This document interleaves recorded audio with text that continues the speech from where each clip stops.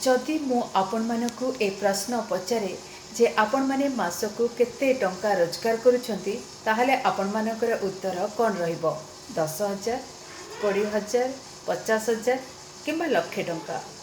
आपण माने मासकु केते टंका रोजगार करूछंती ताहा जम्मा भी गुरुत्वपूर्ण नुह।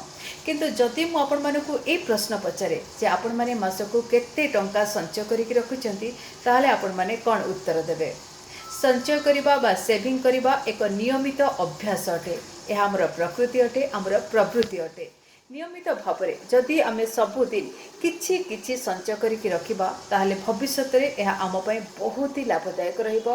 विपद समय यही संचय पैसा ही आमको साहाय्य करिबो। सेथिपई तो पूर्व समय आमर जेजेमा हुंतु, खोड़ी हुंतु, माँ हुंतु, बड़मा हुंतु रोसई घरे छोट छोट डब्बारे डाली डब्बा हो, चीनी डब्बा हो, चाउल डब्बा हो किछि किछि पैसा लुचेक रखुले।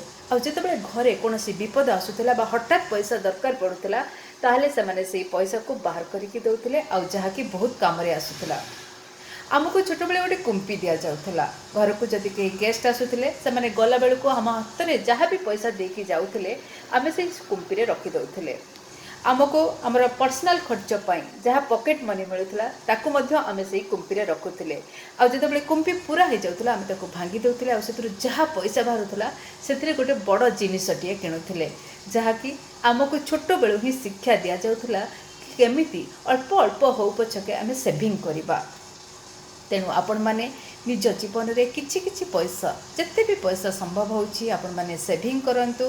देखिबे अल्प अल्प सेविंग बा आपण संचय करिकि रखिथिबा पैसा आगामी दिन में भविष्य में आपण मानक पई बहुत ही लाभदायक साब्यस्त होबो। धन्यवाद।